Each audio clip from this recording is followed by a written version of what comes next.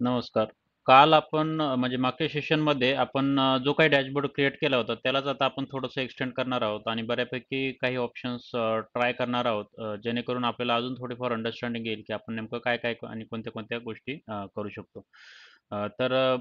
हा जो काही सिंपल आपण डॅशबोर्ड ट्राय करतोय, की काय-काय व्हिज्युअल्स कशा-कशा पद्धतीने आपण ॲड करू शकतो, ते घेण्याचा इथं जास्तीत जास्त प्रयत्न आहे. आणि जे काही ऑप्शन्स आहे, की आपण अजून कोणते व्हिज्युअल्स ह्याच्यात ॲड करू शकतो. ते इथं घेऊया आज आपण प्रॅक्टिकली आणि तुम्ही बऱ्यापैकी हे जे काय आहे ते डॅशबोर्ड क्रिएट करण्याचा प्रयत्न केला असेल तरी तुम्हाला काही क्वेशन्स असतील तर विचारू शकता इन बिटवीन. आपल्याला हा जो काही डॅशबोर्ड आहे तो बऱ्यापैकी अंडरस्टँडिंग करून देतोय, की आपण एक नवीन डॅशबोर्ड कसा क्रिएट करू शकतो. एक आपण डेटा सेटला कसं एस-क्यू-एल सर्व्हरच्या डेटाबेसला कनेक्ट केल्यानंतर त्याचं डेटा मॉडेल वगैरे क्रिएट केलं आणि शेवटी आपण त्याचे व्हिज्युअल्स क्रिएट करतोय. तर साधारण हा एक डॅशबोर्ड क्रिएट केलेला आहे. आता आपण याच्यात अजून काही चार्ट्स वगैरे ॲड करण्याचा प्रयत्न करूया. आता बरेचसे चार्ट्स आहे, परंतु आपले जे कॉमन चार्ट्स आहे, की ज्याच्यात आपल्याला वेगवेगळ्या पद्धतीने आपण डेटा डिस्प्ले करू शकतो. तर त्यासाठी स्टॅक्ड बार चार्ट आहे. हा एकदम सिंपल चार्ट आहे, पण बऱ्याच वेळा जर आपल्याला बघायचं असेल, की रिजन आणि स्टेट ह्या 2 गोष्टींनी आपल्याला रेव्हेन्यू बघायचा असेल, तो आपण ॲड करू शकतो. तर त्यासाठी मी आता तुम्हाला हा स्टॅक्ड बार चार्ट जो आहे, तो इथं ॲड करण्याचा प्रयत्न केलेला आहे इथं मी आणि तो ॲड केल्यानंतर याच्यात आपण काही फील्ड्स टाकणार आहोत. आता फील्ड्स कोणत्या-कोणत्या टाकायच्या याच्यात आता डिसाईड करताना आपल्याला मागच्या वेळेस एक क्वेशन होता, की आपण कोणता चार्ट घ्यायचा आणि डिसाईड करायचा, की हा चार्ट घ्यायला पाहिजे वगैरे तर. तर त्यासाठी आपल्याला ओव्हरऑल थोडंफार डेटाचं अंडरस्टँडिंग असायला पाहिजे, की आपण नेमका डेटा कशा स्वरूपात आहे आणि नेमकं त्यासाठी कोणते स्वरूपात डेटा रिप्रेझेंट करू शकतो. थोडंसं डेटा लेव्हलचं अंडरस्टँडिंग असणं गरजेचं आहे. मग त्यासाठी काय करायचं आहे ना, आपल्याला हा जो काही मध्ये जो डेटा आहे, तो थोडासा अंडरस्टँड करणं गरजेचं आहे. म्हणजे जर मी तुम्हाला म्हटलं, की आपल्याला आता याच्यात लेट्स से की काय-काय दिसतात, कोणते-कोणते आता आता मी तुम्हाला सांगितले होते, की आपला जो डॅशबोर्ड आपण जो क्रिएट केला, त्याच्यात आपल्याला बऱ्यापैकी जे काही टेबल्स आहे, फॅक्ट टेबल आणि डायमेन्शन टेबल्स हे जे आहे ते माहिती आहे. आता फॅक्ट टेबल तुम्हाला सांगितले मी, की आपला एक फॅक्ट टेबल आहे, जो आपण फॅक्ट म्हणून इथं नाव दिलेलं आहे त्याला, या फॅक्ट टेबलमध्ये. फॅक्ट टेबलमध्ये ट्रान्झॅक्शनल डेटा असतो एवढं लक्षात असू द्या आणि हा ट्रान्झॅक्शनल डेटा कोणत्या स्वरूपात आपण वेगवेगळ्या पद्धतीने डिस्प्ले करू शकतो. जेव्हा तुम्ही याच्यात बघशाल, की हां, हा फॅक्ट टेबल जो आहे त्याच्यात नेमकं आपण काय-काय करू शकतो. तर बेसिकली ह्या ज्या 2 गोष्टी आहे रेव्हेन्यू किंवा ज्या फिगरच्या स्वरूपाच्या जे कॉलम्स असतात, त्याला आपण कशा पद्धतीने वेगवेगळ्या पद्धतीने डिस्प्ले करू शकतो, त्याला थोडंसं म्हणजे व्यवस्थित एनालिसिस करण्याचा प्रयत्न करायचा आहे. म्हणजे जे काही बाकीचे कॉलम्स आहे, बाकीचे डायमेन्शन मग आता इथं काय प्रॉडक्ट आहे, पार्टनर आहे, अकाउंट आहे, सेल्स स्टेज आहे, अपॉर्च्युनिटी. आता हे जे आहे, हे कसे जॉइन झालेले आहे, आता तुम्हाला याच्यात आपल्याला कळतं, की हा एक टेबल आहे जो सेंटरला, तो प्रत्येक डायमेन्शन टेबलला इथे जॉइन झालेला आहे. हा जॉइन झाला म्हणजे काय झालं, की जॉइन झाल्यानंतर आपल्याला जे काही इन्फॉर्मेशन पाहिजे, जसे की अपॉर्च्युनिटी किती आहे ते, मग अपॉर्च्युनिटी साइज किती आहे, त्याचे कोणते-कोणते रँक वगैरे आहे ते, प्लस आता इकडे अकाउंटचे आहे, मग रिजन, सेगमेंट किंवा स्टेट याच्यात आपल्याला जर बघायचं असेल, की आपल्याला नेमकं ह्या डायमेन्शनच्या अगेन्स्ट कोणत्या व्हॅल्यू आपण याच्यातून रिट्रीव्ह करू शकतो. आता इथं होतं आपलं फॅक्टर प्रॉडक्ट रेव्हेन्यू किंवा इथं प्रॉडक्ट रेव्हेन्यू हे जे 2 आपले फिगर आहे, की फिगर त्याला कन्सिडर करून आपण कसे डेटा डिस्प्ले करू शकतो, त्याचं अंडरस्टँडिंग करणं गरजेचं आहे. म्हणजे हे जे टेबल्स आहे, जे आपले पूर्ण फॅक्ट टेबलला कनेक्टेड आहेत. हे फॅक्ट टेबलला कनेक्टेड आहे, तर आपण हे काय आहे ना डायमेन्शनल डेटा काय करतो ना, की आपल्याला सपोर्टिव्ह असतो याच्यात. म्हणजे जो काय ह्या डायमेन्शन टेबलच्या शिवाय आपण कोणताही डेटा ह्या फॅक्ट टेबलमधून रिट्रीव्ह करून आपण मिनिंगफुली डिस्प्ले करू शकत नाही किंवा त्याच्यातून काही इनसाइट्स काढू शकत नाही. कारण काय आहे ना, की ह्या फॅक्ट टेबलमध्ये आपल्याला तशी काही इन्फॉर्मेशन नाही, की हा अपॉर्च्युनिटी आयडी आहे. लेट्स से हा प्रॉडक्ट आयडी. आता प्रॉडक्ट आयडी लेट्स से हा 22 नंबरचा प्रॉडक्ट आयडी आहे. नेमकं प्रॉडक्ट आयडी 22 नंबर म्हणजे कोणता आहे? हा माहीतच नाही आपल्याला. हे 22 म्हणजे हा कोणता प्रॉडक्ट आहे? याच्यावरून आपण काहीच सांगू शकत नाही. मग आपल्याला जर बघायचं जर असेल, तर आपण कुठे जाणार? ह्या प्रॉडक्ट टेबलमध्ये जाणार इथे. मग याच्यातून आपल्याला प्रॉडक्ट कोड आणि प्रॉडक्टचा जो आयडी आहे, प्रॉडक्ट कोड भेटणार आणि मग त्याच्यावरून आपण ठरवू शकतो, की हां, ह्या प्रॉडक्ट कोडमध्ये मग त्याची काहीतरी इन्फॉर्मेशन असेल. जर याला बघितलं आपण, तर हा प्रॉडक्ट कोड म्हणजे नेमका काय आहे? हा प्रॉडक्ट आयडीवरती लेट्स से 22 नंबरचा आहे तर हा काय आहे? Aqua. हा प्रॉडक्ट कोड भेटतोय आपल्याला. त्याच्यावरून आपल्याला काहीतरी इन्फॉर्मेशन भेटू शकते. आता ही का लागते? आपल्याला हे आयडी आपण जॉइन करतो. हे आयडी हे जे टेबल आहे, ते दुसऱ्या टेबलशी आपण आयडीच्या स्वरूपात जॉइन करतो. कारण की काय आहे, डेटाबेसला जे नंबर फॉर्मॅटमध्ये असतात, ते लवकर अंडरस्टँड होतात आणि लवकर त्याचा परफॉर्मन्स चांगला असतो. त्यामुळे आपल्याला हे जॉइन्स करावं लागतात आणि शेवटी जे बिझनेसला काय समजतं, म्हणजे जे आपण आपण टेक्निकल लोक आहे, आपल्याला समजतं की आपण हे कसे जॉइन केलेले आहे. परंतु बिझनेसला समजत नाही. आपण जर बिझनेसला असं दाखवलं, की हा प्रॉडक्ट नेमच्या ऐवजी आपण काय दाखवलं, की प्रॉडक्ट कोड दाखवला डायरेक्टली. म्हणजे ह्या टेबलमधून हा जो प्रॉडक्ट कोड आयडी आहे, तो लेट्स से 22 नंबर दाखवला, तर तो बिझनेसला पण समजणार नाही, की हा 22 नंबरचा कोड काय आहे? मग त्यांना काय माहीत असतं? त्यांना हे प्रॉडक्टचे कोड किंवा त्याचे डिस्क्रिप्शन किंवा नेम हे गोष्टी माहीत असतात. मग ते त्यांना त्याच स्वरूपात आपल्याला डिस्प्ले करायचे असतात. मग त्यासाठी आपल्याला हे सर्व जे आहे एनालिसिस करणं गरजेचं आहे. टेबलचं स्ट्रक्चर वगैरे माहिती असणं गरजेचं आहे आणि त्यानंतर आपण मग हा जो काही डेटा आहे, ह्या डायमेन्शन टेबलमध्ये जो काही वेगवेगळ्या स्वरूपातला डेटा आहे, तो कसा आपण डिस्प्ले करू शकतो, ते आपण चार्टच्या स्वरूपात इथे रिप्रेझेंट करण्याचा प्रयत्न करायचा आणि जेवढी जास्तीत जास्त इनसाइटफुल इन्फॉर्मेशन आपण देऊ शकतो, ती द्यायची. आता नेमकं आपल्याला हे जे आहे टेबल चार्टच्या स्वरूपात की कोणते चार्ट्स यूज करायचे. आता बऱ्याच वेळा बार आणि कॉलम आहे ना, आता एक जनरल मी आयडिया देतो की नेमके कोणते-कोणते चार्ट्स आणि कधी यूज करायचं करू शकतो. आपण याची जी डिटेलमध्ये इन्फॉर्मेशन आहे ना, एक सेशन आपण एक्सेलचा जेव्हा कोर्स झाला त्यावेळेस मी चार्ट कोणता यूज करायचा त्या प्रत्येक चार्टचं डिस्क्रिप्शन दिलं होतं. आता बार आणि कॉलम चार्ट जे असतात ना, शक्यतो कसे असतात ना, वेगवेगळ्या कॅटेगरी असतील. म्हणजे जसं काय हे आपलं की प्रॉडक्टच्या कॅटेगरी लार्ज, मिड, स्मॉल ह्या प्रॉडक्ट कॅटेगरीच्या अगेन्स्ट काय रेव्हेन्यू वगैरे त्या टाइपचं जे कंपॅरिझन असेल, त्यावेळेस आपण हे बार आणि कॉलम चार्ट यूज करू शकतो आणि मग त्याच्यात पण व्हेरिएशन्स करू शकतो.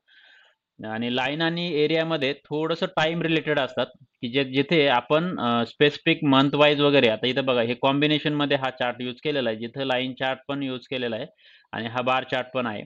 जिथं रेव्हेन्यू पण दाखवतोय आणि त्याचा प्रत्येक मंथ वाईज त्याचा रेव्हेन्यू किती अपॉर्च्युनिटी काउंट किती आहे आणि त्याचा रेव्हेन्यू आहे तो इथं बारच्या स्वरूपात दाखवला जातोय.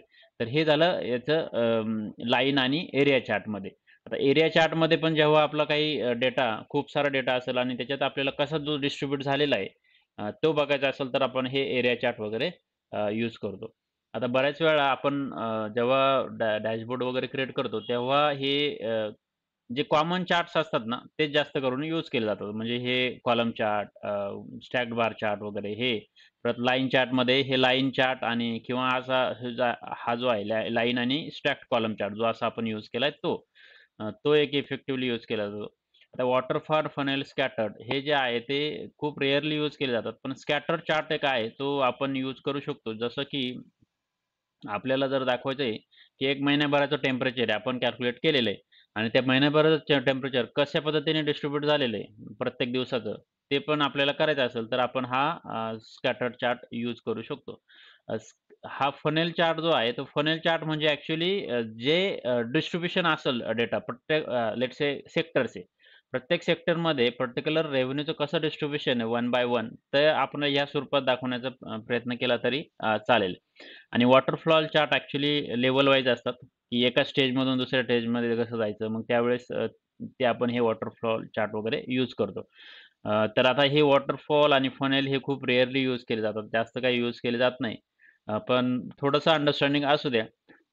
आणि त्यानंतर हे पाय आणि डोनट आणि ट्री मॅप. आता ट्री मॅप आपण इथे यूज केला होता. जसं की रिजन वाईज कसा आपण डिस्प्ले करू शकतो अपॉर्च्युनिटी काउंट ते घेतलं होतं इथं. त्यानंतर हे झाल्यानंतर आता डोनट चार्ट जो आहे ना, तो एक आपण गॉस चार्ट म्हणून पण यूज करू शकतो. जिथं की आपल्याला अ, असा हा यूज करू शकतो आपण. डोनट चार्ट बऱ्याच वेळा आपण ॲज अ के-पी-आयच्या स्वरूपात इथे दाखवू शकतो, की पॉझिटिव्ह, निगेटिव्ह ज्या व्हॅल्यू असतात ना, त्या दाखवण्याच्या वेळेस आपण इथे करू शकतो इथे. म्हणजे लेट्स से प्रॉडक्ट रेव्हेन्यू आहे आणि त्याच्या अगेन्स्ट क्वांटिटी अशा 2 फील्ड्स आहे. मग ते एका प्रॉडक्ट रेव्हेन्यूमध्ये ह्या सेक्शनमध्ये प्रॉडक्ट रेव्हेन्यू दाखवू शकतो, दुसऱ्या सेक्शनमध्ये क्वांटिटी दाखवू शकतो. सम ऑफ द क्वांटिटी असं स्वरूपात. पाय चार्ट हा सिंपल आहे. 100% पैकी किती डेटा कुठे डिस्ट्रिब्यूट झालेला आहे म्हणजे 50%, 25%, 40% वगैरे हे असं दाखवायचं असेल, जसं तुम्हाला स्कोअर कार्डचं एक्झाम्पल आहे.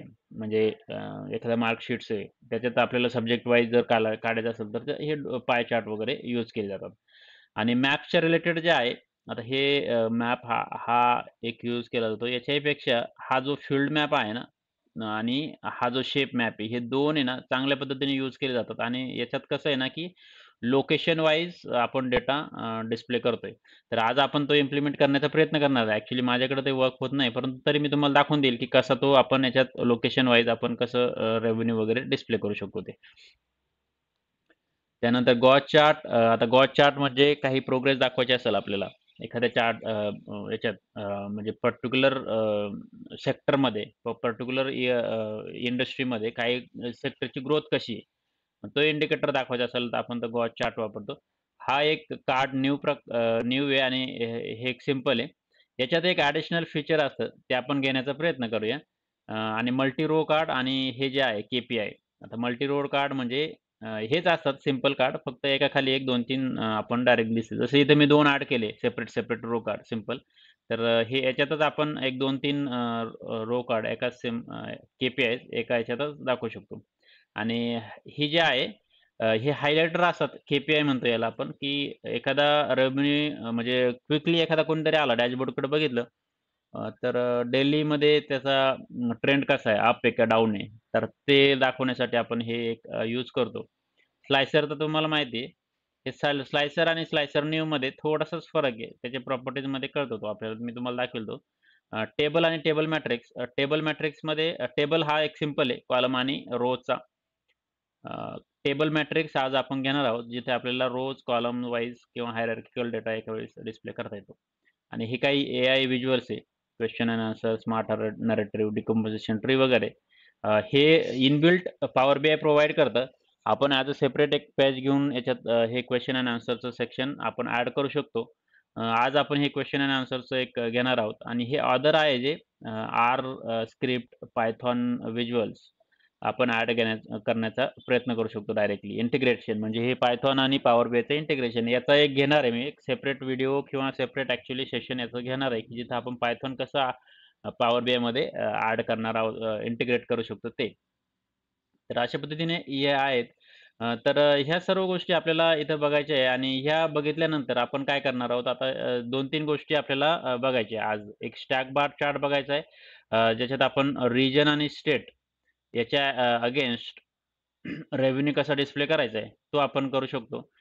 फील्ड मॅप आहे. एक फील्ड मॅपमध्ये लोकेशन आणि स्टेट, लोकेशन म्हणून एक फील्ड असते. त्याच्यात आपण स्टेट कसं ॲड करू शकतो आणि टूल टिपमध्ये रेव्हेन्यू आणि टेबल मॅट्रिक्समध्ये अपॉर्च्युनिटी, रिजन आणि पार्टनर याचा हायरार्किकल डेटा आपण मग त्याच्यात आपल्याला opportunities count, revenue, factor revenue, average revenue वगैरे कसं कॅल्क्युलेट करायचं आहे ते घेऊया आणि एक शेवटी आपण पाय चार्ट घेण्याचा प्रयत्न करूया. तर आता इथं जे आहे पहिल्यांदा आपल्याला काय करायचं आहे, की आपल्याला एक स्टॅक बार चार्ट ॲड करायचा आहे. हा एक स्टॅक बार चार्ट जो आहे तो असा आहे. याला आपण हॉरिझॉन्टल, व्हर्टिकल पण करू शकतो जर तुम्हाला पाहिजे असेल. हा असा आहे स्टॅक बार, तर हा एक स्टॅक कॉलम चार्ट आहे. फरक तो फक्त थोडासाच फरक आहे. फक्त डायरेक्शन चेंज होते. तुम्हाला जसं योग्य वाटेल तसं घेऊ शकतात. परंतु जनरली हे जे हॉरिझॉन्टल आहे ना, ते व्यवस्थित दिसतात म्हणून आपण हा घेतलेला योग्य राहील किंवा तुम्हाला पाहिजे तर तो पण दुसरा घेऊ शकतात. जेणेकरून आता आता आपल्याला याच्यात जर बघितलं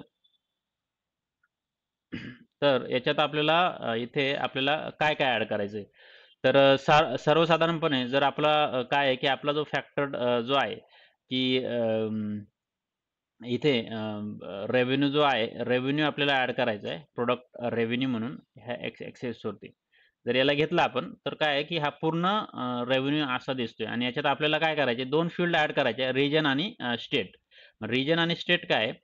आता बघा, म्हणजे मी जे ॲड करतोय ना, त्याच्यात पण थोडं लक्ष द्या. म्हणजे की आपण कसा डेटा म्हणजे आता तुम्ही बघितलं, मी जे सांगितलं, की डेटाची अंडरस्टँडिंग खूप महत्त्वाची आहे. म्हणजे आता मी इथं फक्त काय घेतलंय, एक रेव्हेन्यू घेतलाय फॅक्ट टेबलमधून. परंतु तसा जर रेव्हेन्यू जर घेतला, तर हा काही एवढा काय असा मीनिंगफुल वाटत नाही. टोटल रेव्हेन्यू आपल्याला भेटतोय, की टोटल आहे. परंतु याच्यात जर आपल्याला थोडे इनसाइट्स ॲड करायचे असेल, तर आपण एक दुसऱ्या डायमेन्शन टेबलकडे जातोय आणि त्या डायमेन्शन स्टेटमध्ये जर गेलं, तर आपण आता बघा हा रिजन आणि स्टेट जर घेतला, तर आपण असा हा ॲड करू शकतो. म्हणजे आता इथं बघा, हा लिजेंडला नाही, तर आपल्याला इथंच हायरार्किकल डेटा घेऊ शकतो आपण.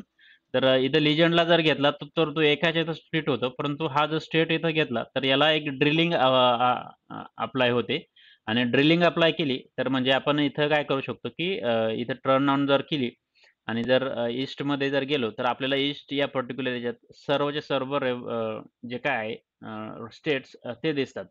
तर त्यासाठी आपण हे एका याच्यात वाय ॲक्सिसमध्ये रिजन स्टेट असं घेऊ शकतो. आता बघा, हे केल्यानंतर काय झालं म्हणजे की याच्यात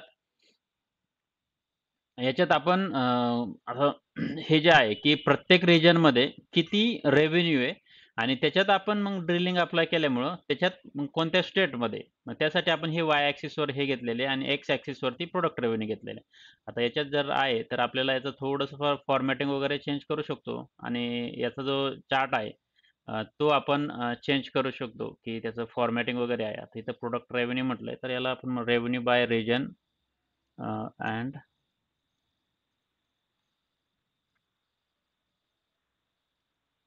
स्टेट असं गेलेलं आहे. याचा फॉर्मॅट तुम्ही आता आपण जो नेहमीचा फॉर्मॅट घेतोय मी तो हा घेतोय इथे आणि याचं जे फॉर्मॅटिंग आहे आता, हा जो चार्ट आहे ना, हा काय असा एवढा इफेक्टिव्ह किंवा असं खूप छान दिसत नाही. त्यासाठी थोडंसं आपण काय करायचं, याचं जे फॉर्मॅटिंग आहे ते याच्यात जायचंय आणि इथे बघायचंय. याच्यात मेन बेसिकली काय असतं ना, की हे बार्स असतात.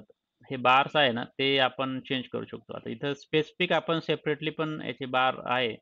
म्हणजे ईस्ट सेंट्रल तर ईस्टमध्ये आपण याची चेंज करू शकतो. लेट्स से हा मी ॲड करतोय. म्हणजे आता बघा तुम्ही स्पेसिफिक आपण हे कलर आहे ते आपण चेंज करण्याचा प्रयत्न करतोय. आणि शेवटचा जो आहे तो वेस्ट आहे. लेट्स से की याला दुसरा एखादा कलर देऊ शकतो की हां. तर अशा पद्धतीने आपण हा एक चार्ट क्रिएट केलेला आहे. जिथं आपण हे फॉर्मॅटिंग केलेलं आहे. याच्यात आपल्याला पाहिजे असेल तर तुम्हाला मी सांगितलं की अ, इथं ग्रिड लाईन आहे. झूम स्लाइडर जसा इथे दिलाय आपण तसंच आपण तिथे पण देऊ शकतो. पण प्रत्येक वेळेस देण्याची काही गरज नाही. जशी रिक्वायरमेंट असेल तसं आपण देऊ शकतो. बॉर्डर पाहिजे असेल याला तर बॉर्डर आपण ऑन करू शकतो ह्या पर्टिक्युलर याला आणि मग बॉर्डर कलरमध्ये पण आपण काही ऑप्शन्स देऊ शकतो, की काय कोणत्या कलरची बॉर्डर ठेवायची वगैरे. आणि मग त्याच्यात आपली ट्रान्सपरन्सी वगैरे किती आहे, त्याची विड्थ वगैरे किती आहे, त्या गोष्टी आपण करू शकतो. आता याच्यात अजून काही फॉर्मॅटिंगचे ऑप्शन्स असतात, जे स्वतःहून तुम्ही एक्सप्लोर खूप सिंपल असतात, काहीही नसतं त्याच्यात. आता डेटा लेबल वगैरे याच्यावरती डेटा लेबल ऑन करायचे का? इथं दिसतात. परंतु ते सगळे असे व्यवस्थित दिसतीलच असं काही नाही. याच्यावर पण आपण जेव्हा हे करतो, माऊस ओव्हर करतो, त्यावेळेस इथं प्रोडक्टचे रेव्हेन्यू जे आहे तो दिसतोच आहे त्यामुळे. इथून पण आपण ड्रिल डाउन करू शकतो. तर हे एक हा एक चार्ट आहे. याच्यात अजून काही गोष्टी असतील, त्या तुम्ही फॉर्मॅटिंग करायचं असेल तर करू शकतात. एक्स ॲक्सिस किंवा वाय ॲक्सिस ज्या आहे त्या, याची रेंज किती ठेवायची आपल्याला. आता जी काही डेटा असेल त्या हिशोबाने ठेवू शकतो किंवा स्पेसिफिक आपल्याला पाहिजे असेल तर ती चेंज करू शकतो. व्हॅल्यूज इथं कलर पाहिजे असेल तर आपल्याला चेंज करू शकतो इथं.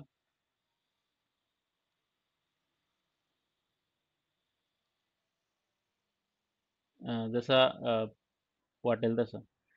तर ठीक आहे. तर ह्या पद्धतीने आपण करू शकतो. तर हे झाल्यानंतर आता एक आपण हा एक चार्ट क्रिएट केलेला आहे आणि त्याच्यानंतर आता आपल्याला अजून काही गोष्टी करायच्या आहेत. जिथे की आपल्याला लेट्स से आता माझ्याकडे हा मॅप चालत नाही बरोबर. फील्ड मॅप मी तुम्हाला ट्राय करून दाखवतो. चालेल का नाही माहीत नाही. फील्ड मॅपचा करताना फक्त तुमच्याकडे एक ऑप्शन ठेवा.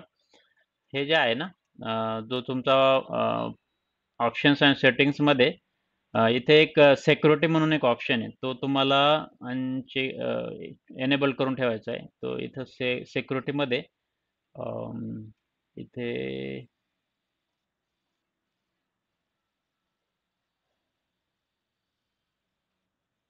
हां, इथे इथे जो आहे use map and fill maps visuals हे जे आहे चेक करून ठेवायचं आहे. ॲक्चुअली माझ्याकडे चेक्ड आहे हे, परंतु तरी पण माझ्याकडे काहीतरी टेक्निकली इश्यू आहे. त्यामुळे माझ्याकडे हा मॅप व्यवस्थित दिसत नाही. तरी ट्राय करूया. कधी-कधी दिसतो, कधी-कधी दिसत नाही. तर त्यासाठी आपण एक फील्ड मॅप आहे ते घेऊया इथे. हां, हा ऑप्शन ऑप्शन्स अँड सेटिंग्जमध्ये जायचं आहे आणि इथे सिक्युरिटी म्हणून एक ऑप्शन आहे. ग्लोबलमध्ये इथे सिक्युरिटी. या सिक्युरिटीमध्ये इथे use map and field maps visuals हे ऑप्शन सिलेक्ट करून ठेवायचं आहे.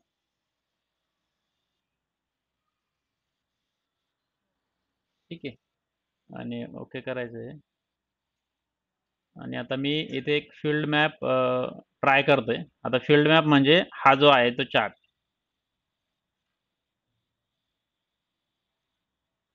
आता याच्यात आपल्याला ज्या 2 गोष्टी ॲड करायच्या कोणत्या आपल्याला ॲड करायच्या? एक स्टेट आणि एक रेव्हेन्यू. आता इथं स्टेट जर ॲड केलं मी याचा प्रॉपर्टीजमध्ये जर गेलो आपण, तर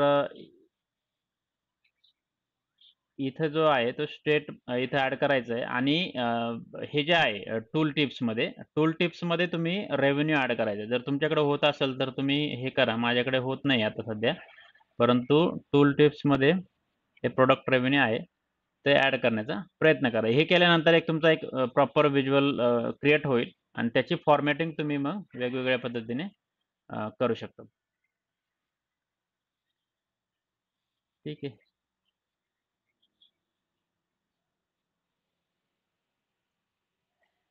तर अशा पद्धतीने ह्या गोष्टी ज्या आहे त्या आपण ट्राय करा तुम्ही. अ, जवळपास हा एक पहिला जो पेज आहे त्याच्यात आपण ह्या गोष्टी केलेल्या आहे सर्व गोष्टी. आता याच्यात एकच गोष्ट अजून एक करायची आहे आपल्याला, की आता आपला एक जो फिल्टर आहे तो आपण इथं ॲड करणार आहोत.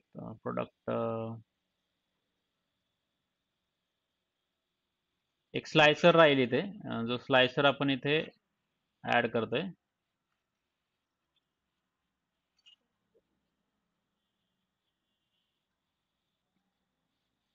कोणता हा का?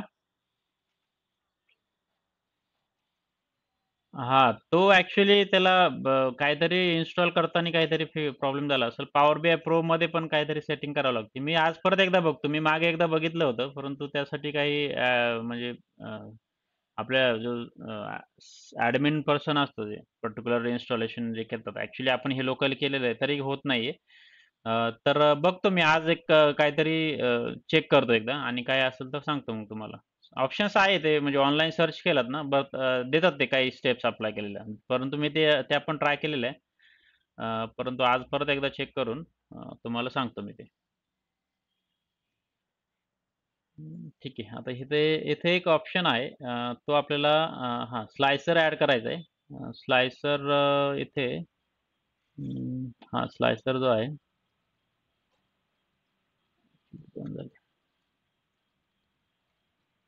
इथे एक स्लायसर छोटासा ॲड करूया, जेणेकरून आपलं जे काय आहे फिल्ट्रेशन आपण म्हणजे एक युजरला चॉईस देऊ शकतो, की इथे तुम्ही प्रॉडक्टनी फिल्टर आउट करू शकतात इथे.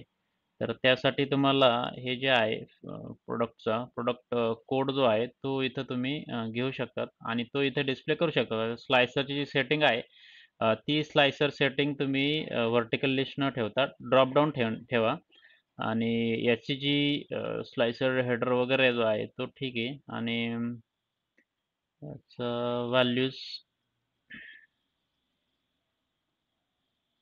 फॉन्ट कलर आणि बॅकग्राऊंड थोडंसं चेंज करू शकता जेणेकरून तो व्हाईट न दिसता म्हणजे थोडा हायलाइट होईल. हे करू शकता तिथं आणि फॉन्टचा कलर मग व्हाईट ठेवू शकता किंवा येलो पण ठेवू शकता. काही हरकत नाही. म्हणजे जसा जो योग्य वाटेल तो. आणि हां, त्याच्यात साईज आहे. बोल्ड वाटलं तर बोल्ड करू शकता तुम्ही. तर अशा पद्धतीने हे दिसेल आणि मग त्याच्यानुसार आपला हा जो काय आहे तो डेटा व्यवस्थित इथे डिस्प्ले होईल. ठीक आहे. तर अशा पद्धतीने हे झालेलं आहे आणि याच्यात आता आपल्याला जे काय आहे त्यात वाटलं तरी आपल्याला की याच्यात एक अजून एक सेटिंग होती ती दाखवायची तुम्हाला. हां. स्लायसर सेटिंग्समध्ये सिलेक्शन जे आहे इथं शो सिलेक्ट ऑल म्हणून पण ऑप्शन आहे. ते अनेबल्ड करायचं आहे. म्हणजे काय होईल ना, की जेव्हा सुरुवातीलाच आपण जेव्हा ओपन करू तेव्हा याला सिलेक्ट ऑल म्हणून एक ऑप्शन असेल. तो सर्वांच्यासाठी असेल. म्हणजे कधी-कधी असं वाटतं, की याची जी म्हणजे फिल्टर नाही करायचं, परंतु सर्वांसाठी करायचं तर मग ते करू शकतो किंवा याच्यातून स्पेसिफिक आपण ते सिलेक्ट करू शकतो. तर अशा पद्धतीने एक फिल्टर इथं ॲड करायचं आहे. आणि आता आपल्याला एक दुसरा ऑप्शन ट्राय आउट करायचा आहे. इथं आपल्याला एक मॅट्रिक्स टेबल म्हणून जो ऑप्शन आहे, तो मॅट्रिक्स टेबलमध्ये आता बघा हे 2 टेबल आणि हा मॅट्रिक्स टेबल आहे, तो ट्राय आउट करायचा आहे. तर तो घ्यायचा आहे आपल्याला. त्याच्यात आपल्याला कोणत्या-कोणत्या गोष्टी ॲड करायच्या आहे. मग अपॉर्च्युनिटी, रिजन आणि पार्टनर ह्या 3 गोष्टी आपल्याला हायरार्किकली डिस्प्ले करायचं आहे. आता हा नॉर्मल टेबल आणि याच्यात काय फरक आहे?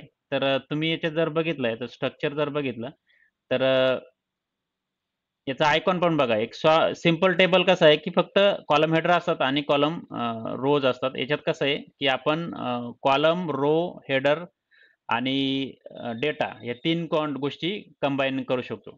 म्हणजे ह्या साइडला पण दाखवू शकतो, ह्या साइडला पण दाखवू शकतो आणि मध्ये आपण असा डेटा डिस्प्ले करू शकतो. म्हणजे याला क्रॉस टॅब म्हणतात. बाकीचे जे रिपोर्टिंग टूल वगैरे आहे त्याच्यात. ह्याच्यात आपल्याला काय करायचं आहे, अपॉर्च्युनिटी, रिजन आणि पार्टनर ह्या 3 गोष्टी आपल्याला टाकायच्या आहेत. तर अपॉर्च्युनिटी साइज आहे ती टाकायची आपल्याला इथे. म्हणजे आपल्याला काय होईल, की लार्ज, मीडियम आणि स्मॉल साइजमध्ये आणि त्याच्यानंतर आपल्याला टाकायचं आहे, रिजन टाकायचं आहे. मग रिजन इथे टाकायचं आहे असं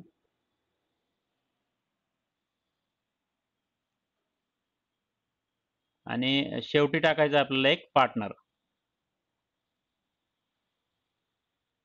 ठीक आहे. आता याने काय झालं, की फक्त आपला जो आहे, तो डेटा काय झाला हायरार्किकली असा डिस्प्ले होतोय. परंतु आता याच्या अगेन्स्ट आपल्याला काय करायचंय? आता जेव्हा याला आपण एक नाव देऊ शकतो डिटेल पेज म्हणून, ज्याच्यात आपल्याला डिटेलमध्ये इन्फॉर्मेशन आता ओव्हरव्ह्यूमध्ये काय असतं, की आपल्याला हाय लेव्हल इन्फॉर्मेशन आहे तीच भेटते. परंतु याच्यात थोडंसं डिटेल जायचं असेल, तर आपण एक सेपरेट पेज क्रिएट करतोय आणि त्याच्यात आपण हे टाकू शकतो. आता याच्यात आपल्याला अजून काही गोष्टी टाकायच्या. आता कोणत्या-कोणत्या गोष्टी टाकायच्या आहे? तर रेव्हेन्यू पण टाकायचा आहे.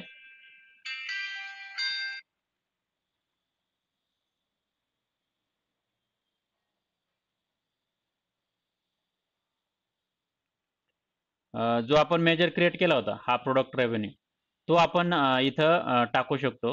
त्यासाठी आपल्याला तो कुठे टाकायचा नेमका, तर इथं जे व्हॅल्यूज सेक्शन आहे, म्हणजे आपलं काय-काय टाकायचं आहे, अपॉर्च्युनिटी काउंट, रेव्हेन्यू, फॅक्टर्ड तर ह्या गोष्टी इथे टाकायच्या आहे. म्हणजे हे जे आहे रेव्हेन्यू. आता बघा हा प्रॉडक्ट रेव्हेन्यू दिसेल, म्हणजे याच्यात आपण ड्रिल करू शकतो. म्हणजे बघा, प्रत्येक ह्याच्यात लार्ज, सेंट्रल आणि याच्यात जे काय आहे ते आपण इथं ड्रिल करू शकतो आणि याच्यात बाकीचे जे आहे अपॉर्च्युनिटी काउंट एक म्हणून आपण क्रिएट केला होता. अपॉर्च्युनिटी हां, काउंट. तर ते आपण इथं घेऊ शकतो. किंवा इथं खाली टाकू शकतो इथे. ठीक आहे. म्हणजे अपॉर्च्युनिटी काउंट आहे. याच्यात असं ठेवू शकतो एक अपॉर्च्युनिटी काउंट आणि याला आपण रिनेम करू शकतो. रिनेम जर करायचं असेल तर आपल्याला माहिती आहे की अपॉर्च्युनिटीज हा एक ऑप्शन्स आहे. आणि प्रॉडक्ट रेव्हेन्यू. तर हे केल्यानंतर आता बघा लार्जमध्ये किती अपॉर्च्युनिटी आणि त्याच्यात किती रेव्हेन्यू आलेला आहे, मीडियम आणि स्मॉल साईजमध्ये आणि याच्यात आपल्याला बाकीच्या गोष्टी करायच्या आहेत. जसं की आता 2 गोष्टी काढायच्या आहेत. एक तर फॅक्टर रेव्हेन्यू आणि एव्हरेज रेव्हेन्यू. फॅक्टर रेव्हेन्यूचं एक मेजर आहे. आपण ते क्रिएट केलेलं नाही वाटतं इथं, फॅक्टर प्रॉडक्ट रेव्हेन्यू. तर आपण इथे एक याचं जे मेजर आहे ते क्रिएट करून घेऊया.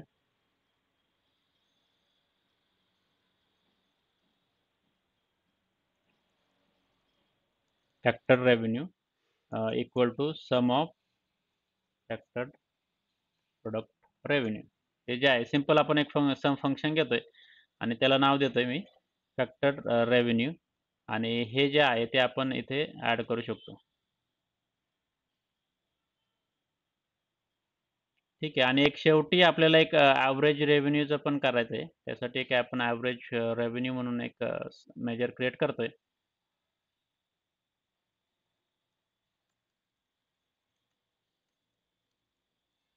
त्यासाठी ॲव्हरेज फंक्शन जे आहे तेच यूज करतोय आणि जो आपला प्रॉडक्ट रेव्हेन्यू आहे तेच ऑप्शन सिलेक्ट करतोय. फक्त एक सिंपल फंक्शन घेतोय ॲव्हरेज आणि त्याला नाव दिलंय ॲव्हरेज रेव्हेन्यू आणि तो आपण इथे डिस्प्ले करूया. ठीक आहे. तर अशा पद्धतीने हे झालेलं आहे. आता याच्यात जर आपण थोडंसं हे केलं आपण की याच्यात जर बघितलं तर आपला हा पूर्ण चार्ट व्यवस्थित डिस्प्ले होतोय. म्हणजे जर वाटलं की आपल्याला पर्टिक्युलर रिजन वाईज किंवा अपॉर्च्युनिटी वाईज आपल्याला डिस्प्ले करायच्या व्हॅल्यू, तर आपण ह्या पद्धतीने डिस्प्ले करू शकतो. तर हे झालं डिटेलमध्ये थोडं जाण्यासाठी ह्या गोष्टी आपण इथे डिस्प्ले करू शकतो. जसे की आपल्याला प्रत्येक ह्याच्यात, प्रत्येक रिजनमध्ये, प्रत्येक स्टेटमध्ये काय नेमके व्हॅल्यूज आहे, त्या एकदम डिटेलमध्ये भेटतात. म्हणजे हे जे आहे याच्यात व्हिज्युअल ओव्हरव्ह्यूमध्ये थोडंसं जास्त हाय लेव्हल इन्फॉर्मेशन असेल तर डिटेलमध्ये जायचं असेल तर याच्यात डिटेलमध्ये जायचं आहे. तर ठीक आहे. याच्यात अजून एक ऑप्शन आहे. तो आपल्याला ट्राय आउट करायचा आहे. तो ट्राय आउट करताना याच्यात आपल्याला एक बटन ऑप्शन आहे. पटकन घेतो, वेळ कमी आहे आपल्याकडे. इन्सर्ट म्हणून एक ऑप्शन आहे. एक क्वेशन एंड आन्सरचं बटन आहे. ते आपण इथं ॲड करू शकतो. जे की मी इथं ट्राय करतोय ॲड करण्याचा. एक बटन आहे. ते आपण इथं क्वेशन एंड आन्सरचं आपण बटन इथं घेऊ शकतो आणि याला इथं ठेवू शकतो. आता हे बटन काय करू शकतं ना, ते तुम्हाला दाखवतो मी, की याचा उपयोग काय होतो. आणि याचे फॉर्मॅटिंग थोडंसं याचे बटन स्टाईल वगैरे चेंज करू शकतो. आपल्याला जी पाहिजे असेल तर ती करू शकतो. परंतु डिफॉल्ट आहे ती ठेवली तर चालेल. रेक्टेंगल आहे. याचा कलर फक्त थोडासा मी चेंज करतोय. फिल कलर आहे ना, तो व्हाईटच्या ऐवजी लेट्स से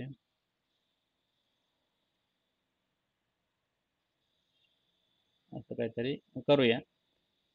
आणि बॉर्डर वगैरे, ग्लो वगैरे हे पाहिजे असेल तर देऊ शकतो आपण.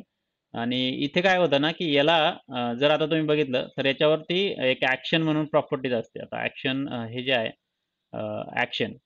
तर ॲक्शनमध्ये जर त्याच्यावरती क्लिक केल्यानंतर काही ओपन करायचं आपल्याला, ते आपण करू शकतो. म्हणजे एकतर बॅकचं बटन पण करू शकतो. ते बॅकचं बटन आपण पुढच्या पेजवरती ॲड करूया. इथं बुकमार्क क्रिएट करू शकतो, ड्रिल थ्रू. पण क्वेशन आन्सरचं हे आहे ते ठेवायचं आहे आणि याच्यावरती जर मी क्लिक केलं, याच्यावरती आता मी क्लिक केलं, तर आता एक नवीन पेज ओपन होतं आणि त्याच्यात आपल्याला क्वेशन एंड आन्सर्स म्हणजे पॉवर बीआय रेडीमेड अवेलेबल करून देतं.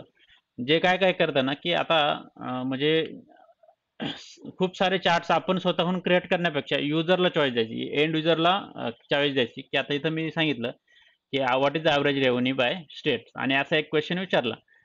तर इथं बघा show show all suggestions. Internally डेटाचं एनालिसिस करून हे क्वेशन्स असे प्रिपेअर केले जातात आणि आपण याच्यात मग क्लिक केलं तर लेट्स से याच्यात जर क्लिक केलं तर असा रेडीमेड चार्ट अवेलेबल करून भेटतो आपल्याला. तर ही एक फ्लेक्सिबिलिटी आपण युजरला देऊ शकतो. मग याच्यात पण आपल्याला पाहिजे असेल, की काही पर्टिक्युलर स्टेटचं जर रिझल्ट पाहिजे असेल, तर आपण ते करू शकतो. हायलाइट वगैरे करू शकतो किंवा काही नवीन क्वेशन आपण ॲड करायचे असेल, तर ते पण करू शकतो.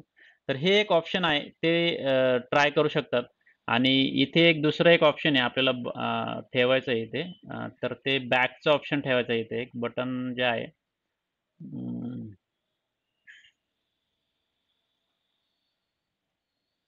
अं, हे जे आहे माझ्या मते रिसेट हां.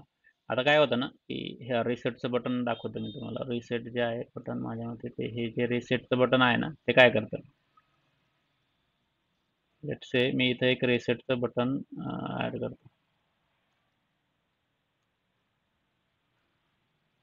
आणि मी इथं फिल्टर आउट करतोय ना काहीतरी. तर याच्यावरती क्लिक केल्यानंतर हे जे आहे ना, ते आपलं सर्व काय होतंय रिसेट होतं. तर याच्यावर ॲक्शन काय होईल, की आपल्याला पाहिजे असेल तर हे जे ॲक्शन आहे, ती एकतर बॅकला जाऊ शकते आता आपली किंवा आपल्याला clear all slicers, apply all slicers वगैरे हे जे आहे, ते पण करू शकतो. म्हणजे जर सपोज आता इथं म्हटलं मला क्लिअर ऑल करायचंय. म्हणजे मी सपोज इथं काही व्हॅल्यू सिलेक्ट केली आणि मग याच्यात आपल्याला क्लिअर ऑल जर केलं आपण तर हे जे आहे सिलेक्शन ते पूर्ण आपण काढून टाकू शकतो. म्हणजे सिलेक्ट ऑलचं जे आहे ते होऊ शकतं. तर अशा पद्धतीने आपण वेगवेगळे बटन इथं ॲड करू शकतो. याच्यात आपल्याला इन्सर्टमध्ये बरेचसे ऑप्शन्स आहे आणि बॅकला जर जायचं असेल, तर आपल्याला सपोज इथे एखादं बॅकचं बटन आपण ॲड केलं. तर इथं आपण बॅकचं बटन ॲड केलं. तर इथं आपण ॲड केलं आणि याच्यावरती आता आपण काही ॲक्शन्स देऊ शकतो. आता लेट्स से इथं दिसत नाही ते. हां, ठीक आहे. तर याच्या ॲक्शन्सला आपल्याला बॅक जायचंय. तर बॅक म्हणजे कुठं जायचंय? तर ते आपल्या पहिल्या पेजवरती जायचंय लेट्स से. तर मग आपण याच्यावरती क्लिक केलं. तर हे जे आहे